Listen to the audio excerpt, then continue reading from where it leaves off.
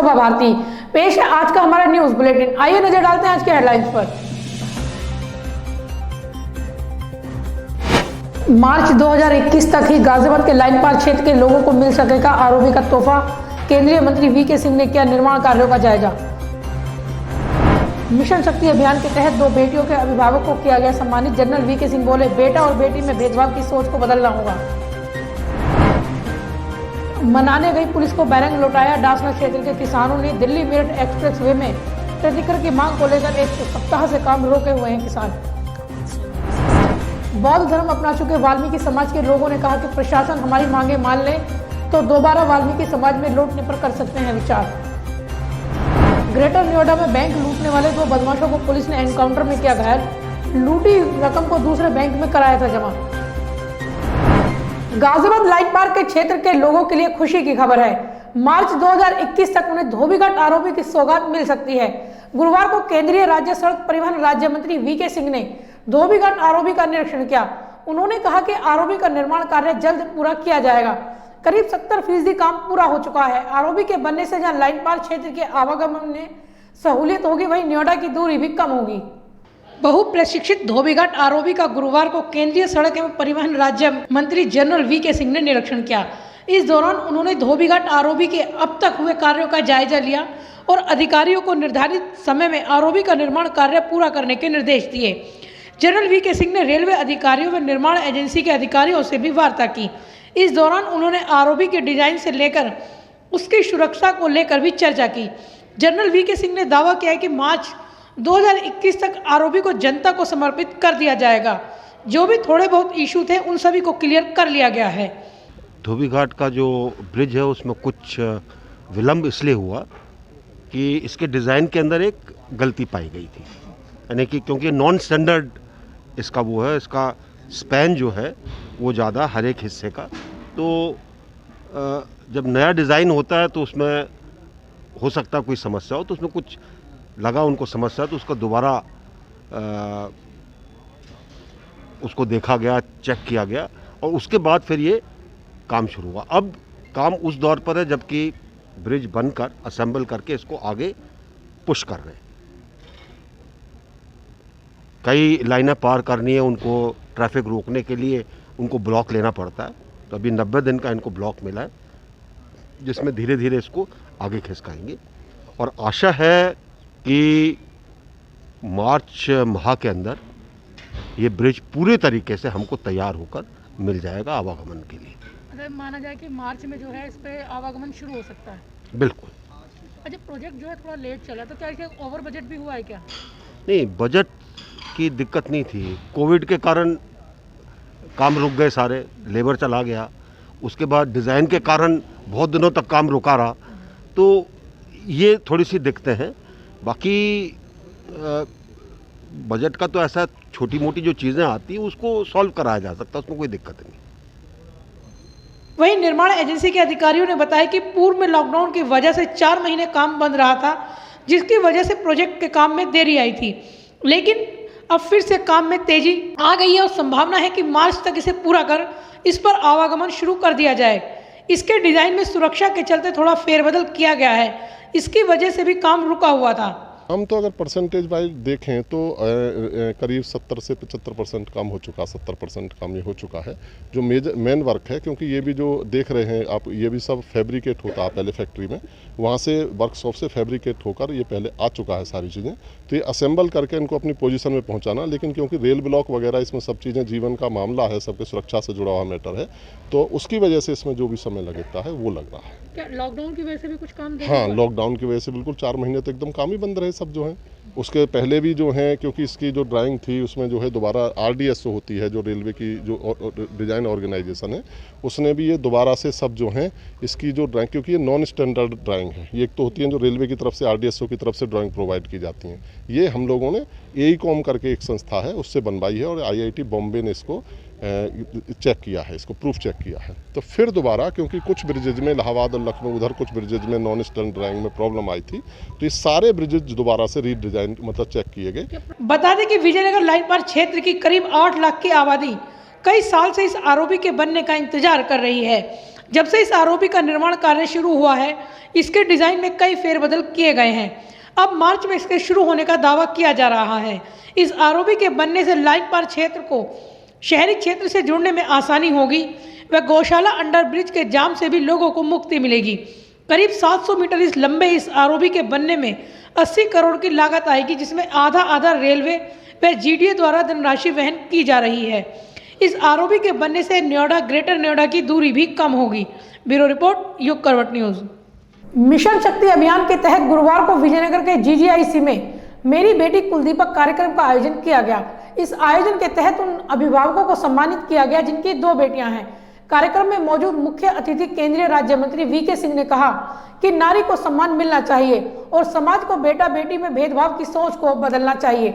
अभियान के तहत जिले में 25 अक्टूबर तक कई कार्यक्रम आयोजित किए जाएंगे।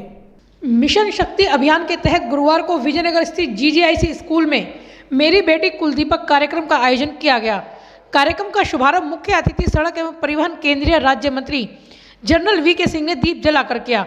कार्यक्रम में जिन अभिभावकों की 2 बेटियां हैं, उन्हें दीपक भेंट कर बेटियों के साथ सम्मानित किया गया। इस दौरान जनरल वीके सिंह ने अभियान की सराहना करते हुए कहा कि लोगों को अपनी सोच बदलने की जरूरत है। जितनी खुशी बेटे के जन्म होने पर मनाई जाती है, उतनी ही खुशी बेटियों के जन्म लेने पर भी मनाई जानी चाहिए।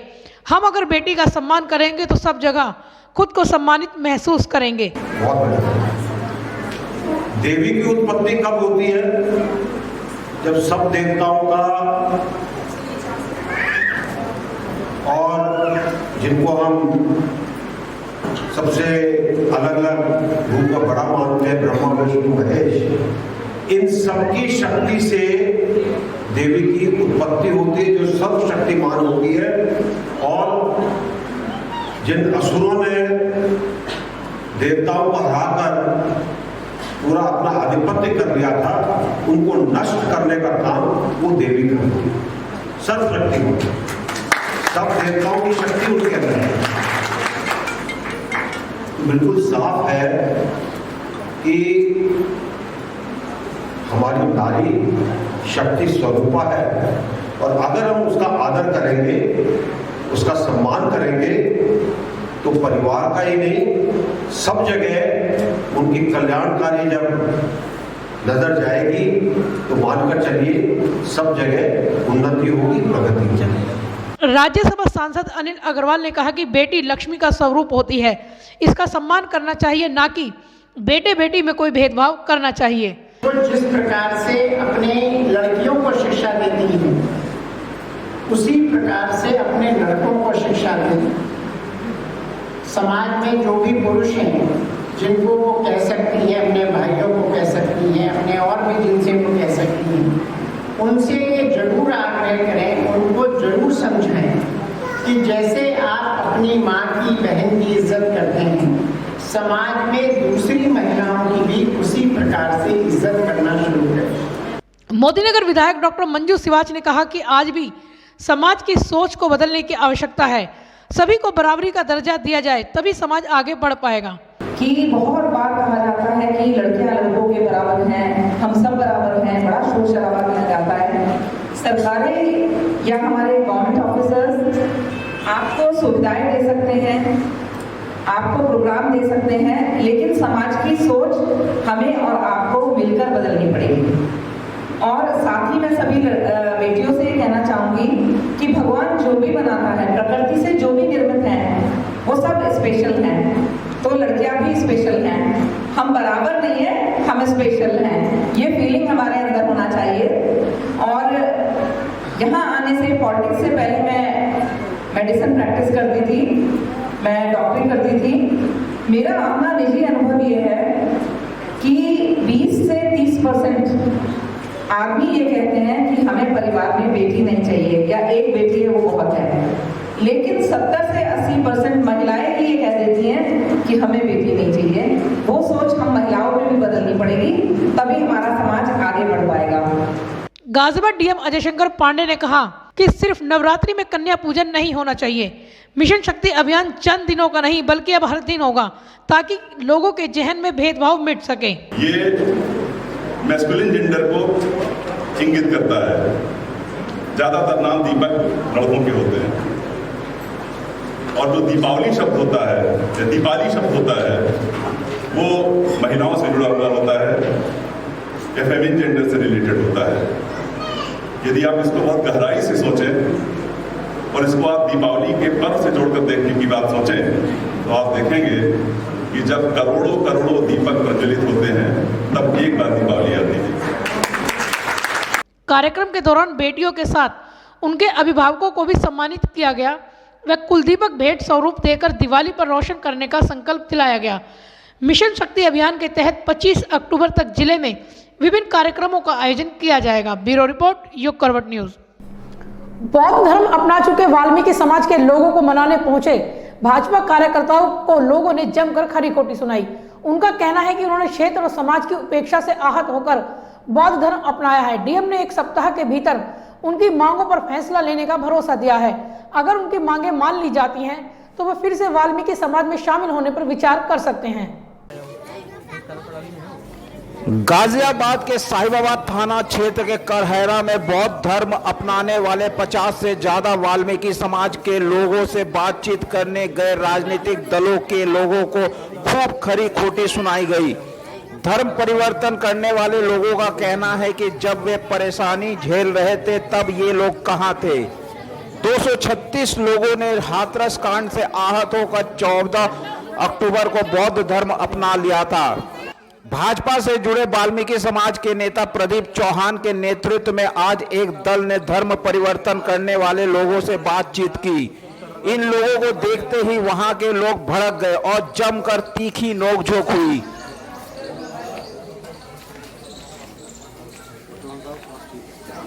इस बीच धर्म परिवर्तन कराने में मुख्य भूमिका निभाने वाले पवन बौद्ध ने युग करवट को बताया कि सभी 236 लोग वाल्मीकि समाज में फिर से वापस आने पर विचार कर सकते हैं यदि प्रशासन और सरकार उनकी बातों को हल करने में रुचि दिखाए।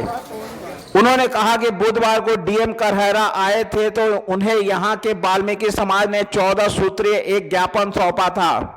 आपने कब कराया नाम परिवर्तन? 14 तारीख में। बाबा साहब के कौन आए थे? राजरतन अम्बेडकर जी, बाबा साहब जी के पड़पोते। आपके साथ कितने लोगों ने धर्म परिवर्तन किया है? 236 जी, 236। अच्छा, इसमें किसी का दबाव है? कोई दबाव नहीं। पवन बौद्ध का कहना है कि 1 सप्ताह बाद अगर प्रशासन की ओर से उनकी मांगों पर निर्णय लिया जाता है तो सभी फिर से वाल्मीकि समाज में आने पर विचार कर सकते हैं। ज्ञापन में हाथरस कांड के आरोपियों को सख्त सजा दिलाने के साथ ही करहरा में वाल्मीकि समाज के लिए धार्मिक स्थल का निर्माण करना, स्थानीय समस्याएं जैसे सड़क, नाली और मकानों की मरम्मत के साथ ही यहां के युवकों के लिए रोजगार अवसर मुहैया कराना शामिल है। अब जो राजनेता आ रहे हैं क्या कह रहे हैं आपसे? ये तो जी सब अपनी राजनीति चमकाने आ रहे हैं, हम कोई राजनीति नहीं कर रहे हैं। अच्छा, आपकी मांग भी है कुछ? हाँ, मांग हमने डीएम साहब को दे दी, जो भी है लिखता हमने। अच्छा, जाति प्रथा वगैरह और हाथरस कांड के वगैरह में मान सम्मान, बेटी का इंसाफ मिलना चाहिए। ठीक है पवन। करहरा के लोगों का कहना है कि धर्म परिवर्तन करने का फैसला सभी लोगों ने अपने विवेक से लिया है। इस फैसले में किसी भी राजनीतिक दल की कोई भूमिका नहीं है। आम आदमी पार्टी, भीम आर्मी या कांग्रेस के बहकावे में आकर धर्म परिवर्तन करने की बात गलत है। ब्यूरो रिपोर्ट, युग करवट न्यूज।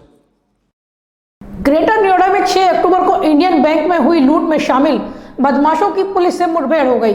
2 अलग अलग मुठभेड़ों में 2 बदमाशों के पैर में गोली लगी। बदमाशों के पास से बैंक से लूटी गई रकम बरामद हो गई है। एक बदमाश ने बैंक से लूटी गई रकम में से 40,000 रुपए दूसरे बैंक में जमा किया था। पुलिस ने उस अकाउंट को फ्रीज कर दिया।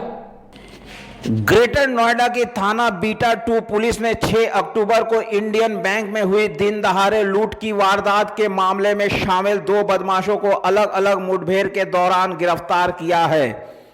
पहले बदमाश की गिरफ्तारी पुलिस ने रात करीब 10 बजे की, जबकि दूसरे बदमाश की गिरफ्तारी तड़के 4 बजे के करीब हुई है। पुलिस द्वारा चलाई गई गोली दोनों बदमाशों के पैर में लगी है। बदमाशों के पास से पुलिस ने बैंक से लूटी गई रकम, नकली नोट एवं अन्य सामान बरामद किए हैं। दिनांक 6 अक्टूबर को इंडियन बैंक में लूट हुई थी। बहुत ही सनसनीखेज वारदात थी। लूट के बाद पुलिस आयुक्त महोदय द्वारा 4 टीमों का गठन किया गया था। घटना में मिले सीसीटीवी फुटेज, मौके पे एक जो नंबर प्लेट थी गाड़ी की, उसके आधार पर थानाध्यक्ष बीटा 2 द्वारा इस घटना को पूरा डेवलप किया गया। दिनांक 21 तारीख की शाम को पुलिस टीम से एक मुठभेड़ हुई थी। मुठभेड़ में एक अभियुक्त अमित गिरफ्तार हुआ था और उसका साथी अनुज ये भागने में सफल रहा था। लगातार पुलिस टीम चेकिंग कर रही थी, कॉम्बिंग कर रही थी। आज एटीएस गोल चक्कर पे रात्रि में थानाध्यक्ष बीटा 2 अपनी टीम के द्वारा चेकिंग कर रहे थे। उसी दौरान यह अभियुक्त आता हुआ दिखाई दिया। पुलिस पार्टी ने बैरियर लगा के इसको रोकने का प्रयास किया, यह नहीं रुका और पुलिस पार्टी पर इसने फायरिंग की। जवाबी फायरिंग में इसके पैर में गोली लगी है, इसको अस्पताल भेजा गया है। थाना बीटा 2 पुलिस बुधवार शाम को सिग्मा गोल चक्कर के पास चेकिंग कर रही थी, तभी मोटरसाइकिल पर सवार 2 बदमाश आते हुए दिखाई दिए। जब पुलिस ने उन्हें रुकने का इशारा किया तो बदमाश रुकने के बजाय पुलिस पर गोली चला दी। जवाबी कार्रवाई में अमित नामक बदमाश के पैर में गोली लगी। इसका एक साथी मौके से भाग गया। गुरुवार तड़के 4 बजे के करीब एक और मुठभेड़ हो गई, जिसमें अनुज दुबे नामक बदमाश के पैर में गोली लगी। पूछताछ के दौरान पुलिस को पता चला है कि अनुज ने इंडियन बैंक से लूटी गई रकम में से 40,000 रुपए सेक्टर 18 के एक बैंक में जमा कराए हैं, जिसे पुलिस ने फ्रीज कर दिया। इसके पास से एक मोटरसाइकिल, तमंचा, कारतूस, लूट के लगभग 41,000 रुपए बरामद हुए हैं। इसके पास से फेक करेंसी भी बरामद हुई है। इससे प्रारंभिक पूछताछ में यह पता चला है कि इसने लूट के बाद कुछ पैसे बैंक में जमा कर दिए थे। लगभग 40,000 रुपये बैंक में जमा है। बैंक अकाउंट का पता करके उस पैसे को भी फ्रीज किया जाएगा। इस प्रकार लगभग 80,000 रुपये इस अभियुक्त से बरामद हुए हैं। अन्य अभियुक्तों की तलाश की जा रही है। शीघ्र ही उनको भी गिरफ्तार करके जेल भेजा जाएगा।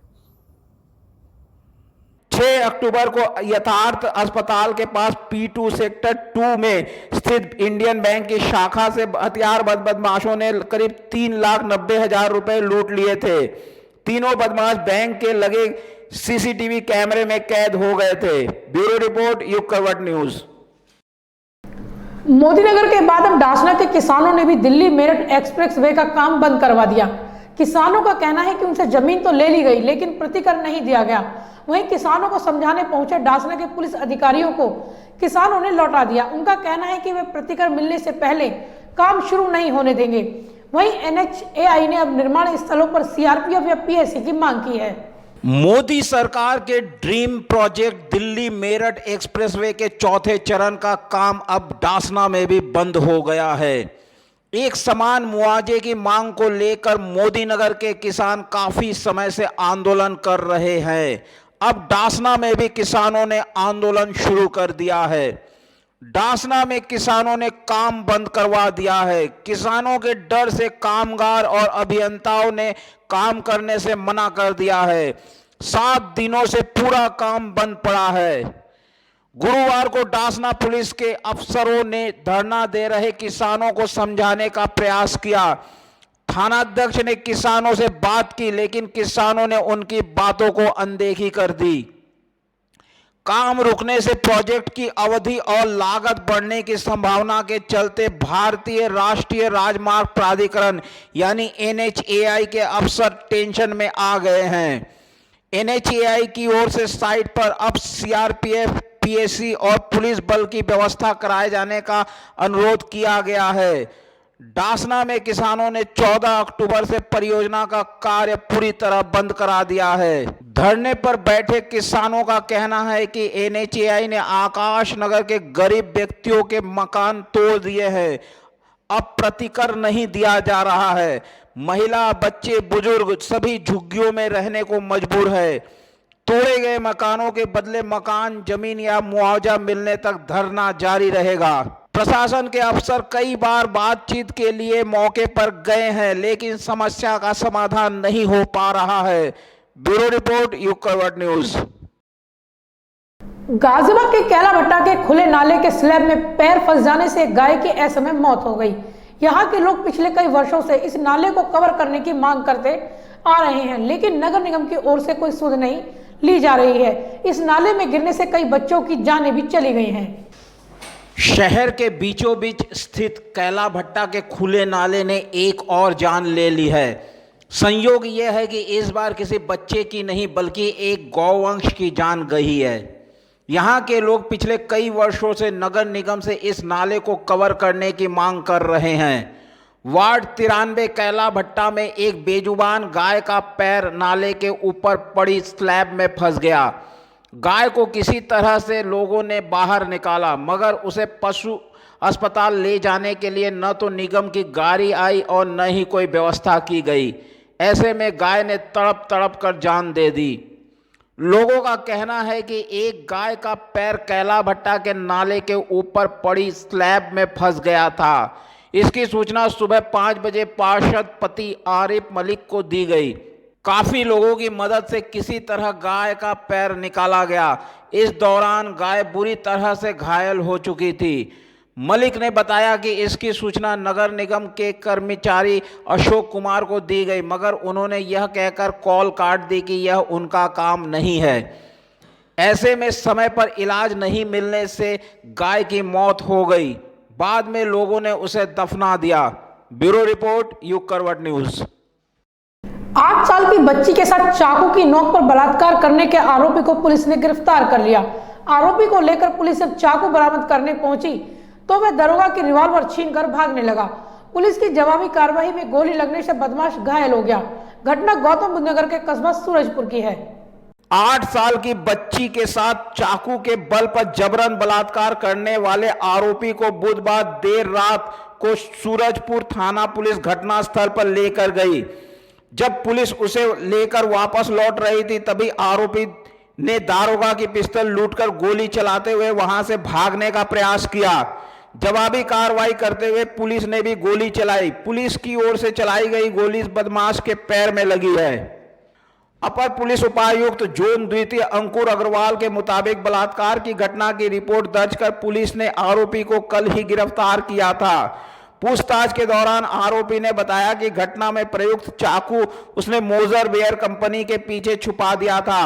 जी थाना सूरजपुर में आज सुबह एक अभियुक्त को अरेस्ट किया गया था जिसका नाम सोनू था। इसके ऊपर 376 आईपीसी और पॉक्सो का मुकदमा था, जो कि आज सुबह ही पुलिस को सूचना मिली थी और इसको तुरंत टीम बना के अरेस्ट किया गया था। देर रात को पुलिस चाकू बरामद करने के लिए मोजर वेयर कंपनी के पास आरोपी को लेकर गई। वहां से पुलिस ने चाकू बरामद कर लिया। उसके बाद उसे लेकर पुलिस वापस लौट रही थी तभी आरोपी ने एक उपनिरीक्षक की पिस्तौल छीन ली और पुलिस पर जान से मारने की नियत से गोली चला दी। जवाबी कार्रवाई में पुलिस ने भी गोली चलाई। आज देर शाम में इसको घटना निरीक्षण के लिए द्वारा से क्राइम सीन पर लेके जाया गया, जहां पे इसने बताया कि इसने एक चाकू भी मोजर वेयर फैक्ट्री के पीछे रखा हुआ है। तो पुलिस उसको बरामद करने के लिए इसके साथ यहाँ पहुंची। मौके पे पहुंचते ही इसने जो सब इंस्पेक्टर थे पुलिस की टीम के साथ, उनकी पिस्टल छीनी और भागने की कोशिश करी और आगे जाके उन पर फायर भी मारा। जवाबी फायर में पुलिस की तरफ टीम से फायर हुआ और इसके पैर में गोली लगी और इसको तत्काल अभी हॉस्पिटल भेजा गया है उपचार के लिए और आगे की विधिक कार्रवाई जल्द खत्म की जाएगी। गौतम बुद्ध नगर में पुलिस इन दिनों धड़ाधड़ एनकाउंटर कर रही है, लेकिन इसके बाद भी आपराधिक घटनाओं में कमी नहीं आ रही है। बदमाश रोज कोई न कोई वारदात को अंजाम दे रहे हैं। ब्यूरो रिपोर्ट, युग करवट न्यूज। धान की खरीद सरकारी क्रय केंद्रों पर करने की मांग को लेकर गुरुवार को गाजियाबाद जिला मुख्यालय पर कांग्रेस और भारतीय किसान यूनियन भानु के कार्यकर्ताओं ने प्रदर्शन कर ज्ञापन सौंपा। प्रदर्शनकारियों ने कहा कि सरकार किसानों से क्या वायदा निभाए और उनसे फसल की खरीद करे। नलकूपों के बड़े बिजली बिलों को तत्काल प्रभाव से वापस लेने की मांग भी की गई। धान की खरीद को लेकर सरकारी क्रय केंद्र खोले जाने की मांग को लेकर गुरुवार को कांग्रेस व भारतीय किसान यूनियन भानु ने प्रदर्शन कर अपनी मांगों को लेकर ज्ञापन सौंपा। उत्तर प्रदेश के किसानों को लगातार हो रही समस्याओं को लेकर कांग्रेसियों ने गाजियाबाद जिला मुख्यालय पर प्रदर्शन किया। कांग्रेसियों ने अपनी 5 सूत्रीय मांगों का ज्ञापन सौंपते हुए आरोप लगाया कि यह सरकार पूरी तरह से किसान विरोधी नीति अपना रही है। किसानों की धान की खरीद एमएसपी पर किए जाने की गारंटी सरकार ने दी थी, लेकिन वह पूरी नहीं हो रही है। कांग्रेस ने मांग की है कि जिन जिलों में धान केंद्र नहीं खुले हैं वहां तत्काल केंद्र खोले जाए, साथ ही नलकूपों के लिए बिजली कीमतों में की गई वृद्धि को वापस लिया जाए। धान के मूल्य को लेकर, धान की फजीयत को लेकर, किसान की फजीयत को लेकर पूरे प्रदेश की जिला शहर कांग्रेस कमेटियां प्रत्येक जनपदों में जिलाधिकारी महोदय के माध्यम से राज्यपाल, महामहिम राज्यपाल जी को ज्ञापन देना है। एक तरफ केंद्र की सरकार ने 3 काले कानून पास करके और कानून बनाकर ये कहने का काम किया है, बताने का काम किया कि अब किसान आत्मनिर्भर हो गया, उसको पूरा भाव मिलेगा और वो पूरा देश में कहीं भी अपनी फसल बेचने के लिए स्वतंत्र है। लेकिन दूसरी तरफ आज क्रय केंद्रों पर, आज मंडियों के अंदर किसान जिस तरह से खून के आंसू रो रहा, उसकी धान का पूरा मूल्य नहीं मिल रहा, उसकी धान की खरीद नहीं हो रही। वहीं भारतीय किसान यूनियन ने भी धान की खरीद के लिए सरकारी क्रय केंद्र खोले जाने की मांग की है। किसानों ने अपनी मांग को लेकर ज्ञापन भी डीएम के माध्यम से सीएम योगी के नाम भेजा है। किसानों ने कहा है कि सरकार ने धान की खरीद का वायदा किया था, लेकिन सरकारी खरीद किसानों से अभी नहीं की जा रही है। गोविंदपुरम अनाज मंडी में मोटी धान की खरीद के लिए अभी तक सरकारी क्रय केंद्र नहीं खोले गए हैं। जिलाधिकारी महोदय के माध्यम से माननीय मुख्यमंत्री को ज्ञापन दिया है। हमने मांग की है कि जो गाजियाबाद में धान है उसका जो समर्थन मूल्य पूरे प्रदेश में 1850 रुपये घोषित किया है, लेकिन गाजियाबाद में आड़ती और जो मिल मालिक हैं वे औने पौने दामों पर 1100-1200 रुपये में मोटी धान को खरीद रहे हैं। अतः हमारी मुख्यमंत्री जी से मांग है कि गाजियाबाद में सरकारी काटा खोला जाए, जिससे किसान की बर्बादी दूर हो। भारतीय किसानों ने कहा है कि सरकार अपना वायदा निभाए और सभी सरकारी क्रय केंद्रों को खोला जाए ताकि उन्हें अपनी फसल बेचने में किसी प्रकार की दिक्कतों का सामना न करना पड़े। ब्यूरो रिपोर्ट, युग करवट न्यूज। गाजियाबाद के क्रॉसिंग रिपब्लिक में एक निजी सोसाइटी के टावर में गुरुवार को भयानक आग लग गई। पुलिस और फायर ब्रिगेड की कई गाड़ियां मौके पर पहुंची। कई घंटों की मशक्कत के बाद आग पर काबू पाया गया। क्रॉसिंग रिपब्लिक की GH7 सोसाइटी में आग लगने से अफरा तफरी मच गई। पुलिस का कहना है कि शॉर्ट सर्किट की वजह से फ्लैट में आग लगी, फिर देखते ही देखते पूरे कमरे में फैल गई।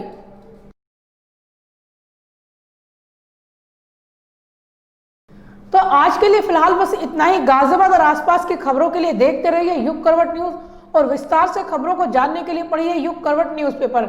सब्सक्राइब कीजिए युग करवट। नमस्कार।